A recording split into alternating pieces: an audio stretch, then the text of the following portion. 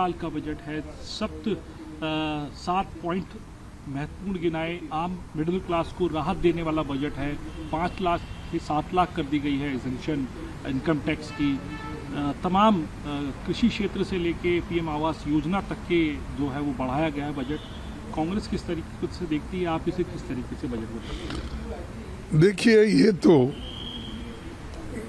ये तो बजट जो मोदी सरकार ने पेश की है, ये तो 2-4 राज्यों के इलेक्शन चुनाव को देखकर ही उन्होंने पेश किया है।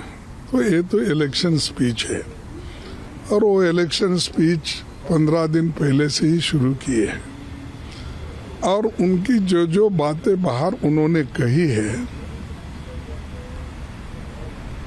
वैसे जुमले इस बजट में डालकर वो उन्होंने पुनरुच्चार किया उसका। और दूसरी चीज, बजट में सबसे ज्यादा प्राथमिकता होना चाहिए था जो आज इन्फ्लेशन बढ़ रहा है, महंगाई बढ़ रही है, उसको कंट्रोल कैसा किया जाए वो उसमें नहीं है। और जो आज अनएम्प्लॉयड यूथ है उनके नौकरी के लिए एम्प्लॉयमेंट देने की बात उन्होंने नहीं कही। हालांकि पहले तो उन्होंने ही कहा था कि हमने हर साल 2 करोड़ नौकरियां हमारे युवाओं को देंगे। तो उनके 18 करोड़ नौकरियां कहाँ हैं? उसके लिए कौन सा बजट है? तीसरा, जो सरकारी वैकेंसीज हैं वो भरने के लिए भी उन्होंने इसमें कुछ नहीं कहा। और जो 30 लाख वैकेंसीज भरना है उसके लिए तो बजट का प्राविधान होना चाहिए, वो भी इसमें नहीं है। उसके अलावा गरीबों के लिए जो हमेशा पहले से आता था, उनको जरा नरेगा के लिए जरा वो बहुत ही पॉपुलर स्कीम रहने की वजह से रूरल के हमारे किसान मजदूर को उसका लाभ होता है। उसके लिए उन्होंने इसको बहुत अलग दृष्टि से देखा था। लेकिन आज के बजट में पहले जो 90,000 करोड़ था, 90,000 करोड़, उसको घटाकर उन्होंने 60,000 करोड़ कर दिया है। तो गरीबों के लिए भी कुछ नहीं है, अनएम्प्लॉयड के लिए कुछ नहीं है, महंगाई कंट्रोल करने के लिए भी कुछ नहीं है। ये चीजें तो एक तरफ है। दूसरी तरफ जो रूरल में वहाँ भी अनएम्प्लॉयमेंट है, डिस्ट्रेस है, लेकिन अर्बन युवकों के लिए नरेगा जैसी योजना लाने की बात पहले भी उन्होंने की थी, उसका भी कोई इसमें जिक्र नहीं है। और किसानों का जो उनका जो इनकम बढ़ाने का था वो उसका भी कोई इसमें जिक्र नहीं है। एमएसपी का जिक्र इसमें नहीं है। फिर कौन से गरीब के लिए ये बजट बना है? मैं समझूंगा जो अमीर लोग हैं उनके लिए। और इनकम टैक्स हमने 5 से 7 लाख कर दिया। भाई इन्फ्लेशन इतना बढ़ गया है, कोई 2 लाख कोई बड़ी राहत नहीं है। आज जो जिसकी सैलरी 60-65 हजार रुपये है उनको ही थोड़ा कुछ राहत मिलता है, लेकिन दूसरे किसी को नहीं है। वो भी अपने हिसाब से उन्होंने किया कि मिडिल क्लास को कैसा अट्रैक्ट करे। उनके पार्टी में चर्चा हो गई कैसा अट्रैक्ट करे और वो दूसरे ट्राइबल वोट्स लाने के लिए क्या कोशिश करे, शेड्यूल कास्ट के वोट्स को क्या कोशिश करे। जो ये इलेक्शन स्ट्रेटेजी करके उसके तहत जो उनको फायदेमंद होगा उसी के तरफ ध्यान दिए हैं।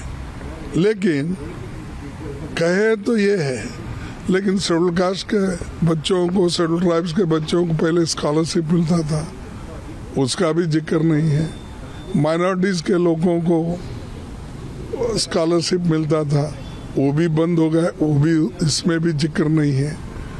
और बहुत सी चीज़ें उन्होंने ऐसी कही है कि हमने इतने कॉलेज भी बना रहे, वो बनाए फलाना मेडिकल कॉलेज।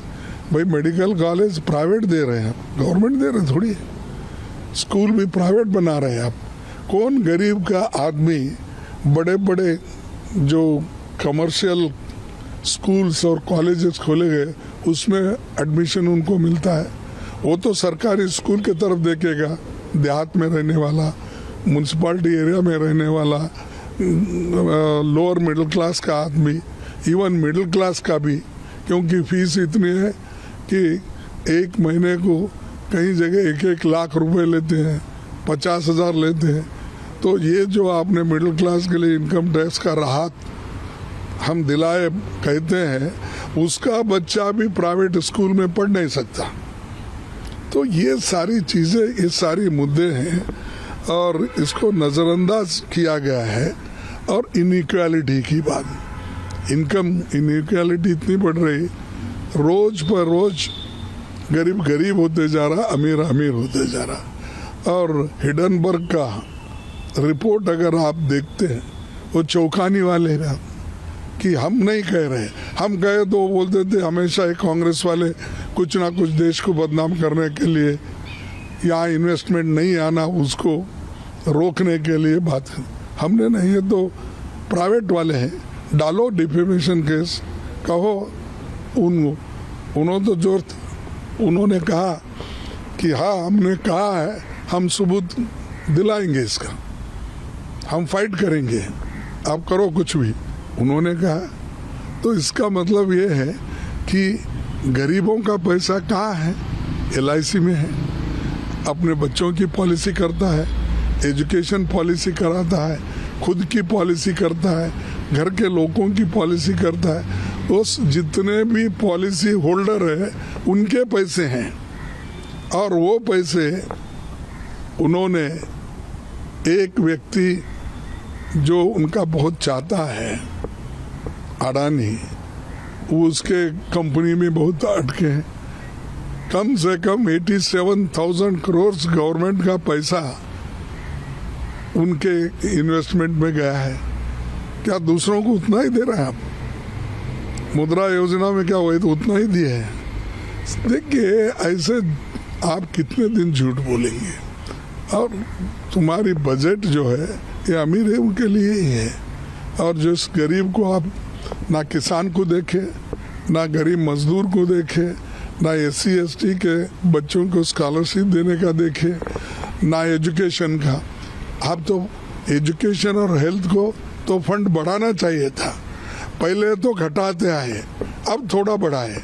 यानी मार्केट में जब लोग जाते हैं तो किसी चीज़ बार्गेनिंग होती है, ये सामान कितने का है, तो वो पहले कहता है कि ये इसका 1,000 रुपये है, नहीं, फिर नहीं होता तो बार्गेन करने वाला पूछता है ये 600 में दो, नहीं होता फिर ना 900। ऐसा ही इनका बार्गेनिंग है कि पहले तो खूब घटा है एजुकेशन में और हेल्थ में, आज थोड़ा सा बढ़ोतरी की है। ये कोई रिलीफ नहीं कंपैरेटिवली जो आज के दाम हैं और फार्माटिकल जो औषध लोग खरीदते हैं।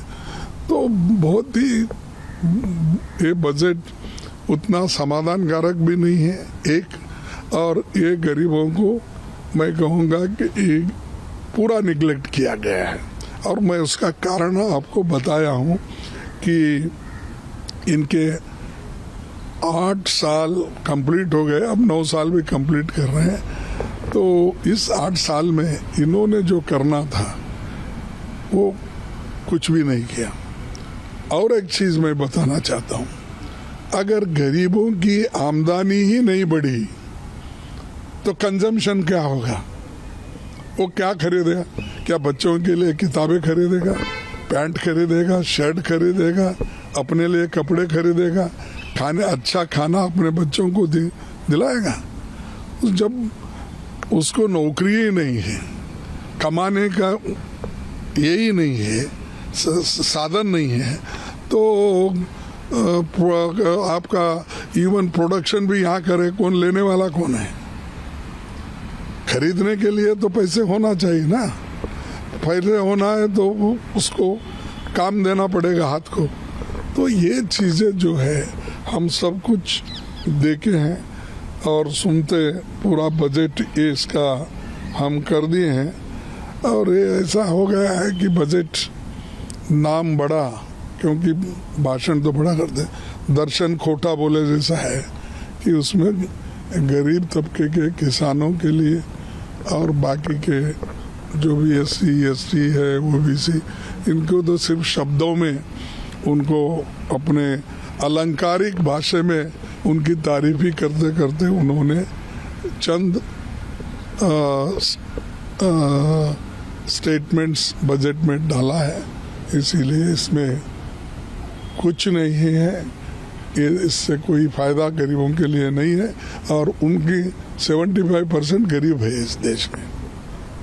सब प्रधानमंत्री ने भी अलग से संबोधन किया और बताया कि एक अमृतकाल का बजट है, पहला बजट ऐसा है जो आगे फाउंडेशन रखेगा। 7 पॉइंट उन्होंने अपने गिनाए हैं और तमाम जो सरकार की तरफ से जो बड़े मंत्री हैं वो भी इस बात को आगे ले जाके कहने वाले हैं।